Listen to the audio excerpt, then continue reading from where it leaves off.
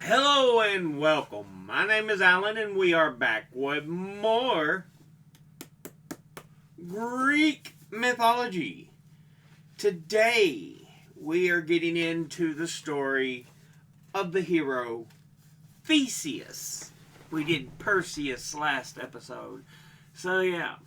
But we get into another big hero of Greek legend, Theseus. So, with that, let's jump into this. This dearest of heroes of the Athenians engaged the attention of many writers.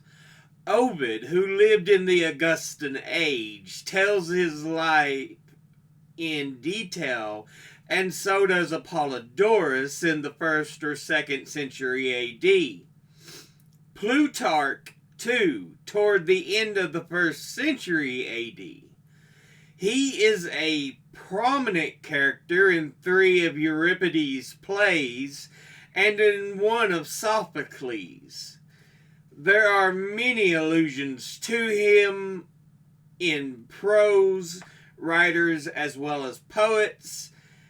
I have followed Apollodorus on the whole, but I've added from Euripides the stories of the appeal of Adrastus, the madness of Hercules, and the fate of Hippolytus from Sophocles, his kindness to Oedipus from Plutarch, and the story of his death, to which Apollodorus gives only a sentence. The great Athenian hero was Theseus.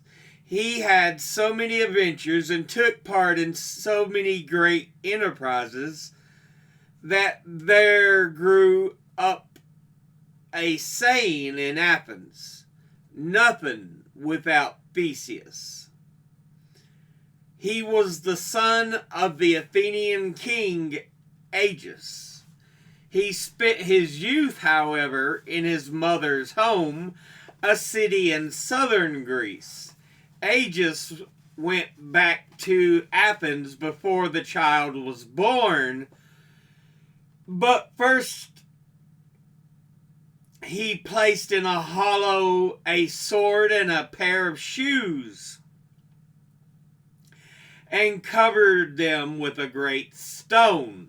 He did this with the knowledge of his wife and told her that whenever the boy, if it was a boy, grew strong enough to roll away the stone and get the things beneath it, she could send him to Athens to claim him as his father. The child was a boy, and he grew up strong far beyond others, so that when his mother finally took him to the stone, he lifted it with no trouble at all. She told him that the time had come for him to seek his father, and a ship was placed at his disposal by his grandfather. But Theseus refused to go by water because the voyage was safe and easy. His idea was to become a great hero as quickly as possible, and easy safety was certainly not the way to do that. Hercules, who was the most magnificent of all the heroes of Greece, was always in his mind, and the determination to be just as magnificent himself. This was quite natural since the two were cousins. He steadfastly refused, therefore, the ship his mother and grandfather urged on him, telling them that to sail on it would be a contemptible flight from danger, and he set forth to go to Athens by land. The journey was long and very hazardous because of the bandits that beset the road. He killed them all, however, and left not one alive to trouble future travelers. His idea of dealing justice was simple but effective. What each had done to others, Theseus did to him. Scyron, for instance, who had made those he captured kneel to wash his feet and then kick them down into the sea, Theseus hurled over a precipice. Sinis, who killed people by fastening them to two pine trees bent down to the ground and letting the trees go, died in that way himself. Procrustes was placed on the iron bed which he used for his victims, tying them to it and then making them the right length for it by stretching those who were too short and cutting off as much as was necessary from those who were too long. The story does not say which of the two methods was used in his case, but there was not much to choose between them, and in one way or the other, Procrustes' career ended. It can be imagined how Greece rang with the praises of the young men who had cleared the land of these banes to travelers. When he reached Athens, he was an acknowledged hero and was invited to a banquet by the king, who was, of course, unaware that Theseus was his son.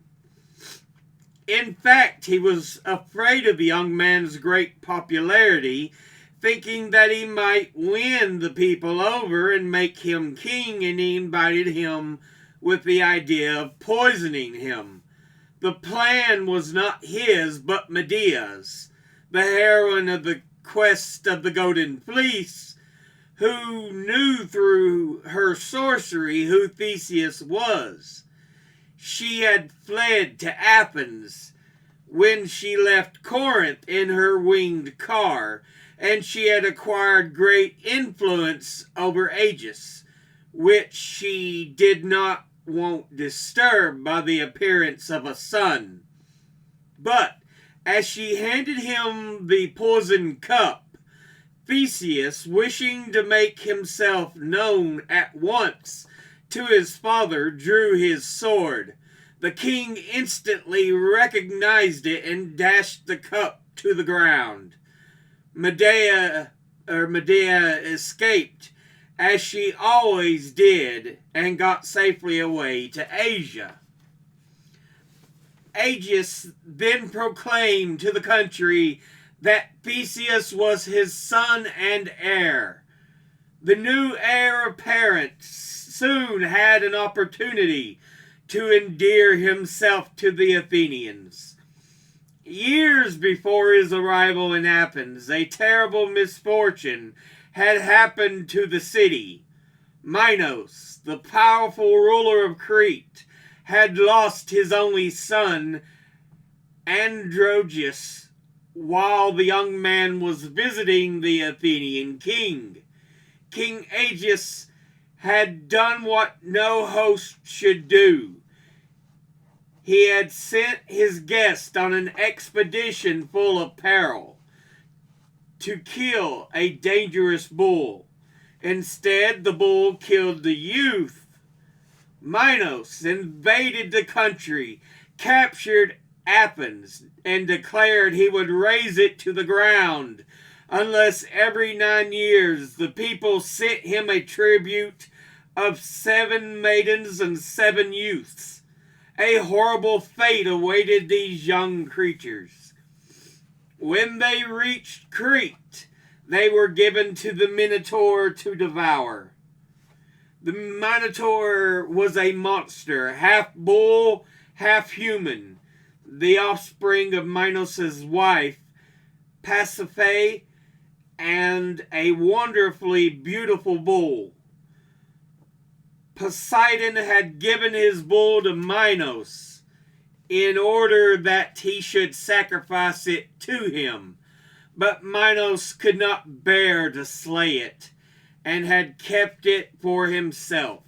To punish him, Poseidon had made Pasiphae fall madly in love with it. When the Minotaur was born, Minos did not kill him. He had Daedalus, a great architect and inventor, construct a place of confinement for him, from which escape was impossible. Daedalus built the labyrinth, famous throughout the world. Once inside, one would go endlessly along its twisting paths, without ever finding the exit. To this place the young Athenians were each time taken and left to the Minotaur. There were no possible way to escape. In whatever direction they ran, they might be running straight to the monster. If they stood still, he might at any moment emerge from the maze. Such was the doom which awaited 14 youths and maidens a few days after Theseus reached Athens. The time had come for the next installment of the tribute. At once, Theseus came forward and offered to be one of the victims. All loved him for his goodness and admired him for his nobility, but they had no idea that he intended to try to kill the Minotaur. He told his father, however, and promised him that if he succeeded, he would have the black sail which the ship, with its cargo of misery, always carried, changed to a white one, so that Aegis could know long before it came to land that his son was safe.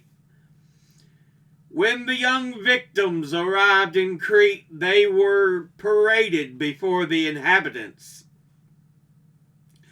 On their way to the labyrinth, Minos' daughter, Ariadne, was among the spectators, and she fell in love with Theseus at first sight as he marched past her.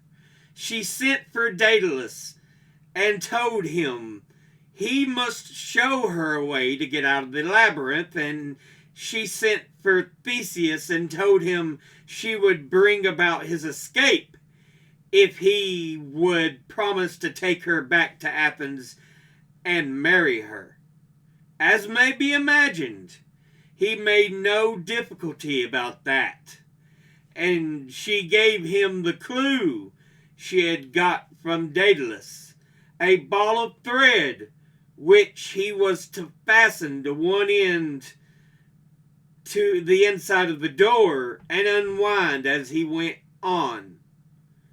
This he did, and certain that he could retrace his steps whenever he chose, he walked boldly into the maze, looking for the Minotaur.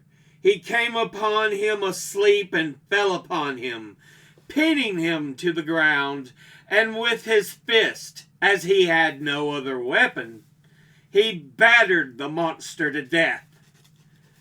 As an oak tree falls on the hillside, crushing all that lies beneath, so Theseus, he presses out the life, the brute savage life, and now it lies dead. Only the head sways slowly, but the horns are useless now. Then Theseus lifted himself up from that terrific struggle. The ball of thread lay where he had dropped it, with it in his hands. The way out was clear.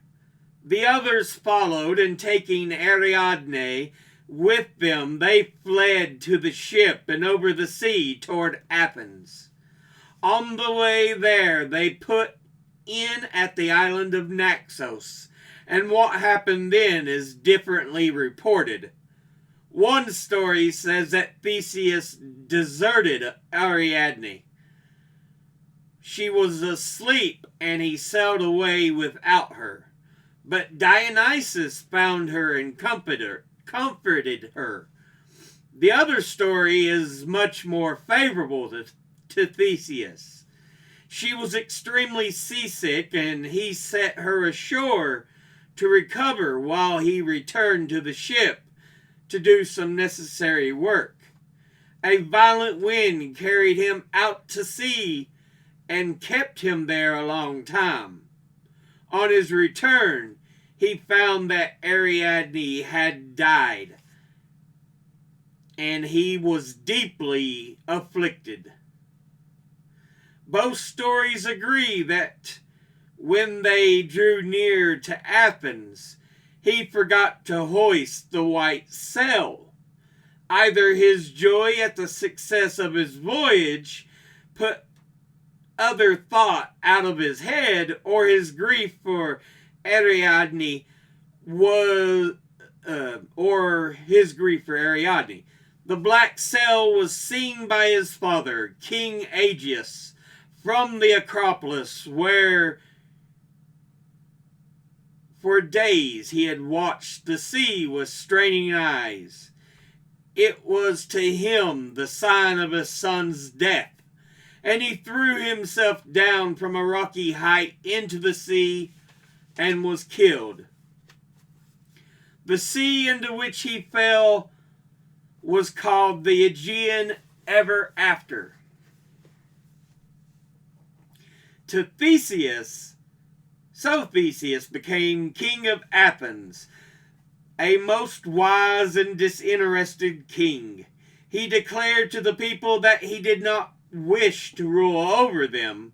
He wanted a people's government where all would be equal.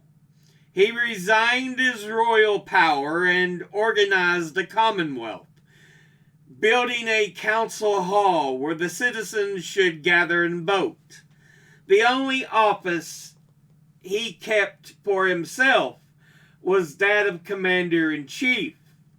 Thus, Athens became, of all Earth's cities, the happiest and most prosperous, the only true home of liberty, the one place in the world where the people governed themselves.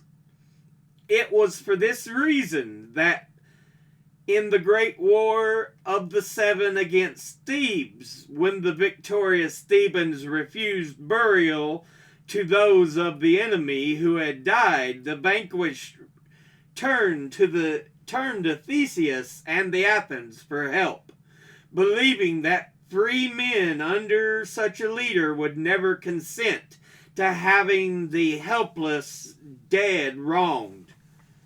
They did not turn in vain. Theseus led his army against Thebes, conquered her, and forced her to allow them to be buried.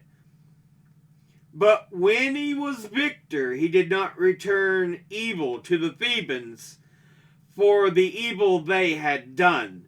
He showed himself the perfect knight. He refused to let his army enter and loot the city. He had come not to harm Thebes, but to bury the Argive dead. And the duty done, he led his soldiers back to Athens. In many other stories, he shows the same qualities. He received the aged Oedipus, whom everyone else had cast out. He was with him when he died, sustaining and comforting him. He protected his two helpless daughters and sent them safely home after their father's death. When Hercules, in his madness, killed his wife and children, and upon his return to sanity determined to kill himself, Theseus alone stood by him.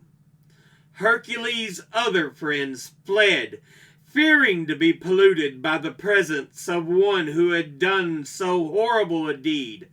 But Theseus gave him his hand, roused his courage, told him to die would be a coward's act, and took him to Athens. All the cares of state, however, and all the deeds of knight-errantry to defend the wronged and helpless could not restrain Theseus's love of danger for the sake of danger. He went to the country of the Amazons, the women warriors, some say with Hercules, some say alone, and brought away one of them, whose name is given sometimes as Antiope, sometimes as Hippolyta. It is certain that the son she bore Theseus was named Hippolytus, and also that after his birth the Amazons came to rescue her and invaded Attica, the country around Athens, even making their way into the city. They were finally defeated, and no other enemy entered Attica as long as Theseus lived. But he had many other adventures.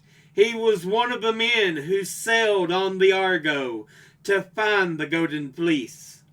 He took part in the great Caledonian hunt when the king of Caledon called upon the noblest in Greece to help him kill the terrible boar which was laying waste to his country. During the hunt, Theseus saved the life of his rash friend Pirithous, as he did indeed a number of times. Pirithous was quite as adventurous as Theseus, but by no means as successful, so that he was perpetually in trouble. Theseus was devoted to him and always helped him out. The friendship between them came about through the especially rash act on Pirithous' part. It occurred to him that he would like to see for himself if Theseus was as great a hero as he was said to be, and he forthwith went into Attica and stole some of Theseus's cattle. When he had heard that Theseus was pursuing him, instead of hurrying away, he turned around and went to meet him, with the intention, of course, of deciding then and there which was the better man. But as the two faced each other, Pirithous, impulsive as always, suddenly forgot everything in his admiration of the other. He held out his hand to him and cried, "I will submit to any penalty you impose. You be the judge." Theseus, delighted at this warm-hearted action, answered, "All I want is for you to be my friend and brother in arms." And they took a solemn oath of friendship. When Pirithous, who was the king of Lapithae, married, Theseus was, of course, one of the guests, and was exceedingly useful there. The marriage feast was perhaps the most unfortunate that ever took place. The centaurs, creatures who each had the body of a horse and the chest and face of a man, were related to the bride and came to the wedding. They proceeded to get drunk and to seize the women. Theseus leaped to the defense of the bride and struck down the centaur who was trying to carry her off. A terrible battle followed, but the Lapithae conquered and finally drove the whole race of centaurs out of the country, Theseus helping them to the end. But in the last adventure the two undertook, he could not save his friend.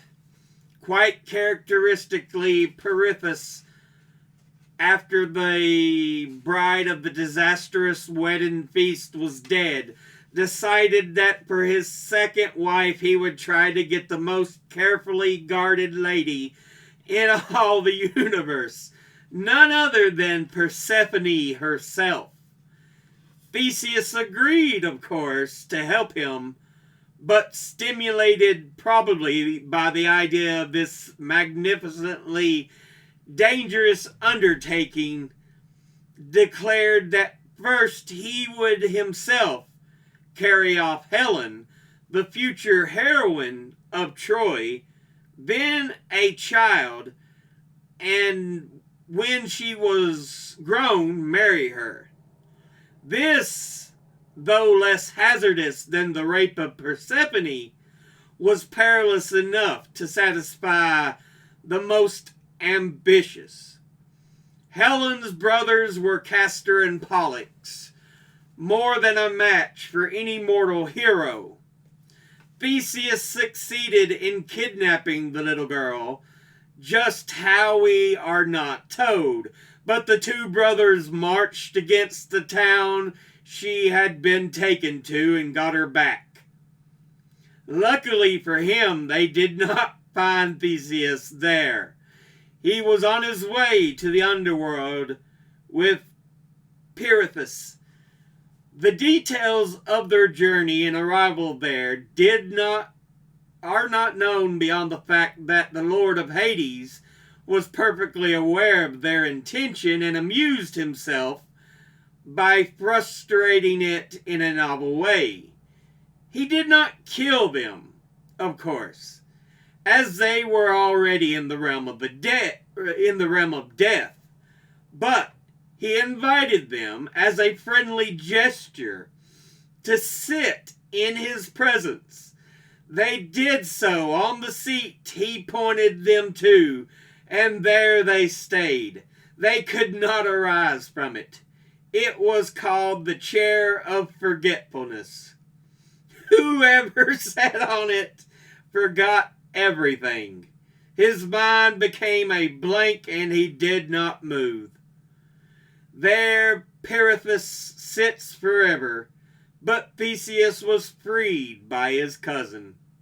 When Hercules came to the underworld, he lifted Theseus from the seat and brought him back to earth.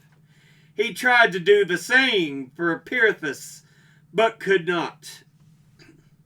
The king of the dead knew that it was he who had planned to carry off Persephone and he held him fast.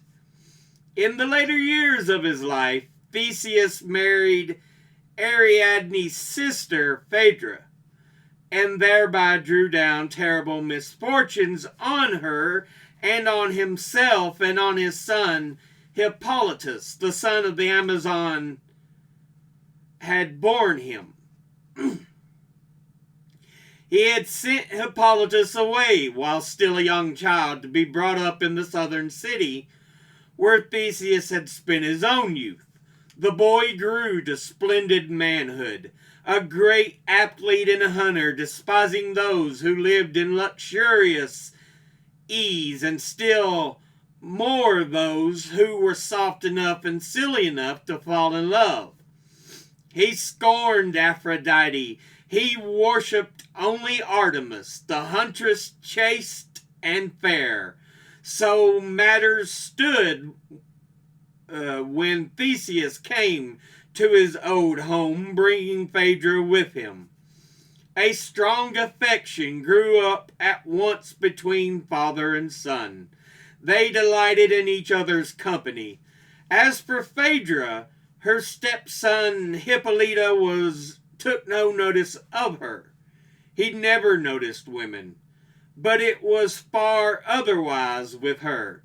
She fell in love with him madly and miserably, overwhelmed with shame at such a love, but utterly unable to conquer it.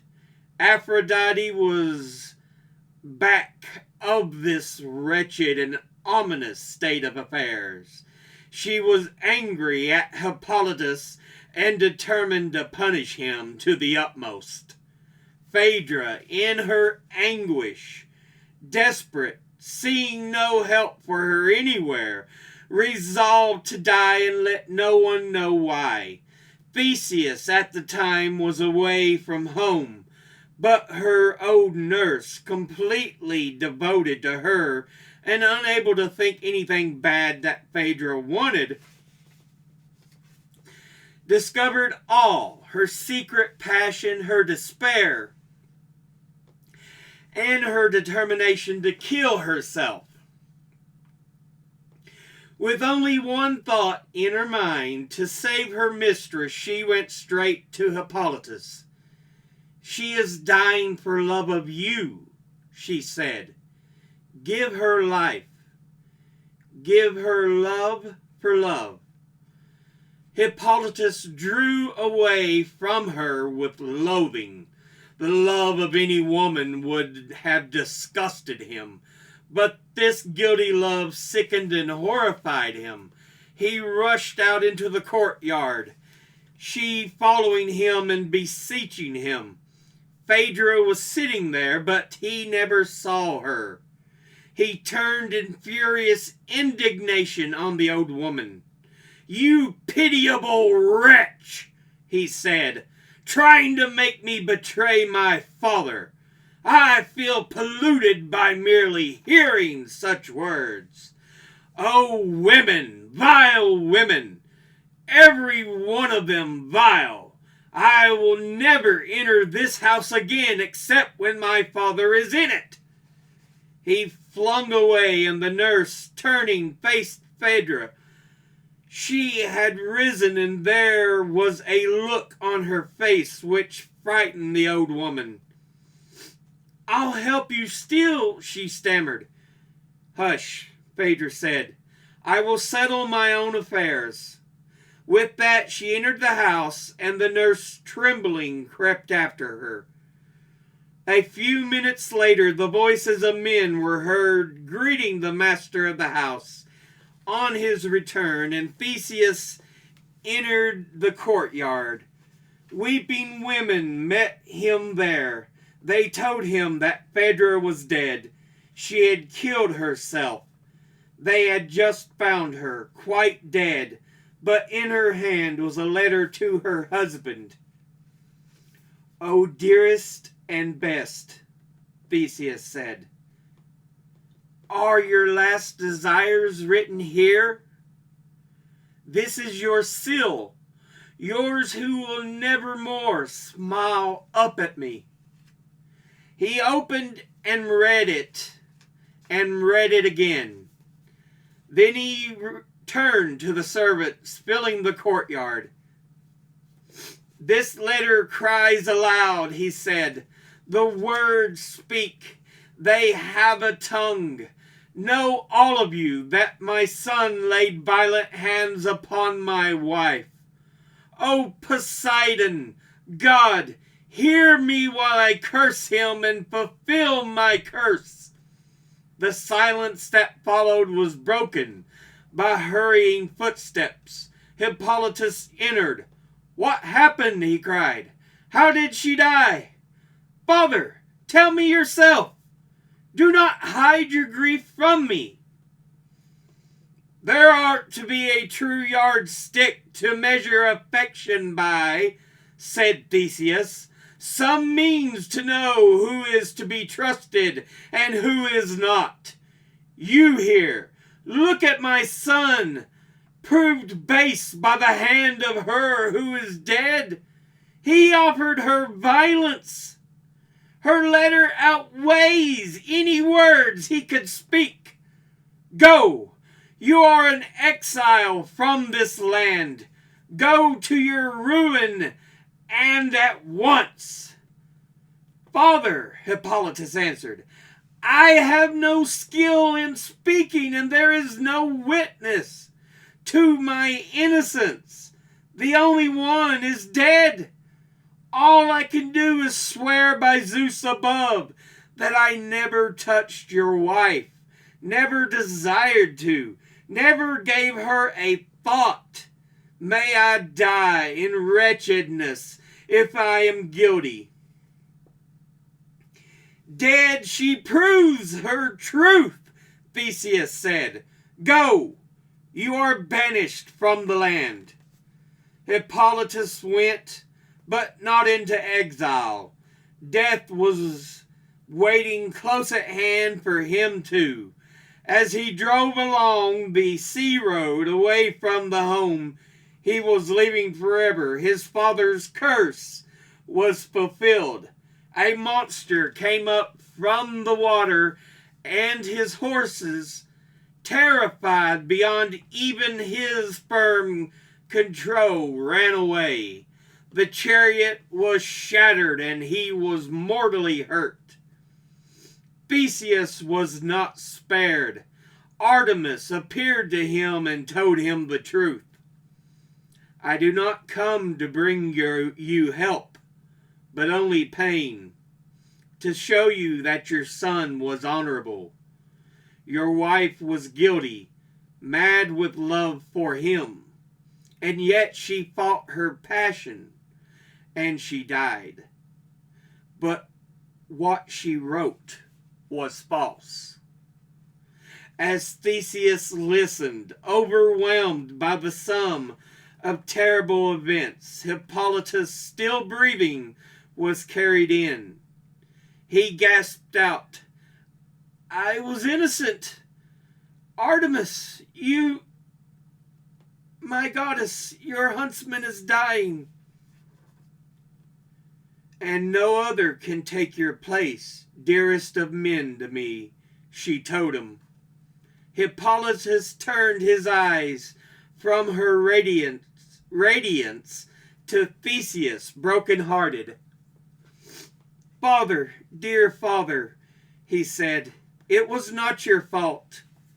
If only I could die for you, Theseus cried.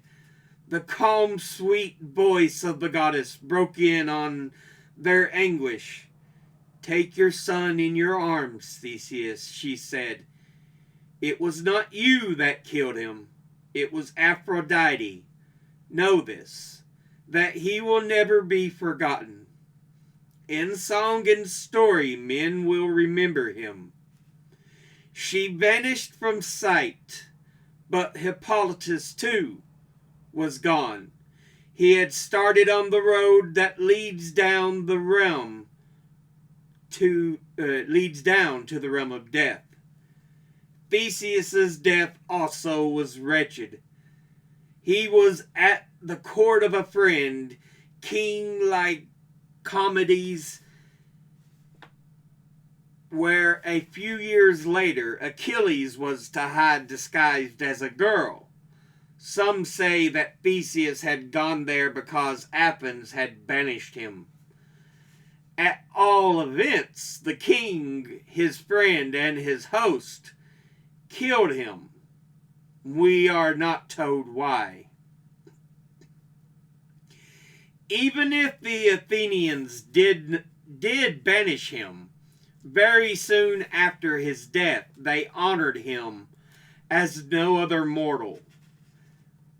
They built a great tomb for him and decreed that it should be forever a sanctuary for slaves and for all poor and helpless people, in memory of the one who, through his life, had been the protector of the defenseless.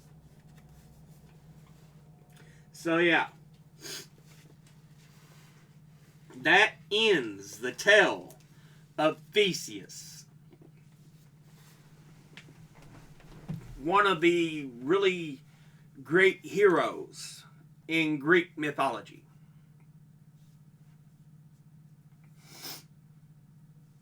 He has interactions with a lot of the great names in Greek poetry and mythology. He encounters Hercules, befriends him. He encounters an elderly Oedipus, who is famous in the poem Oedipus Rex, killing his father and marrying his mother unknowingly.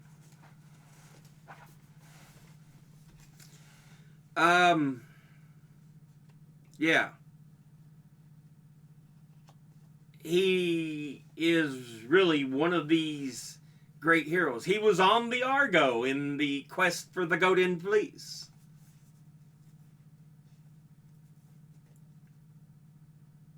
So yeah, he is one of those great heroes in Greek mythology. He seriously is. Someone who is often overlooked. Even though he's hugely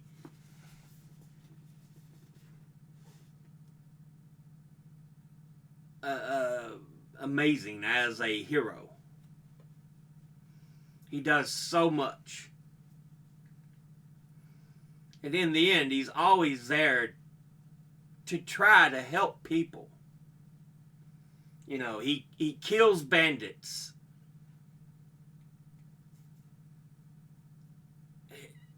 When Pirithous, who becomes his closest friend, decides he wants to meet Theseus, he steals his cattle. But instead of, saying, well, this thief must die, no, it's he gets amused. And they become best friends. So it's like, he really is one of the embodiments of what a great Greek hero is. But unfortunately, like with many heroes, not only is there happiness, moments of joy, there are tragedies and moments of difficulty and sadness. As we see with the loss of his son Hippolytus and what was to be his wife Phaedra. But yeah.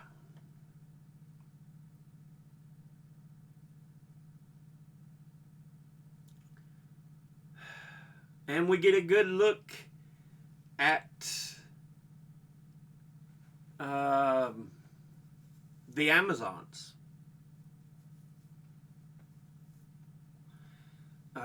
Because he ends up stealing away Hippolyta and having a son who he names after her, Hippolytus. Now, I don't know or not how true it is, because DC Comics has Hippolyta as the queen of the Amazons. I don't know that. I haven't seen anything that says that. Might be true. Or it might be made up. Because in comic books, there's often a bit of stretching of the truth and stuff.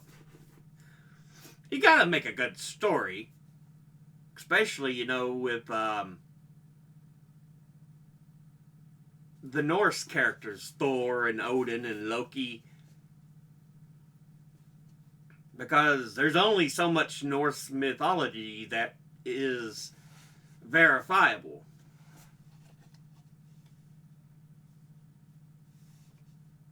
But yeah.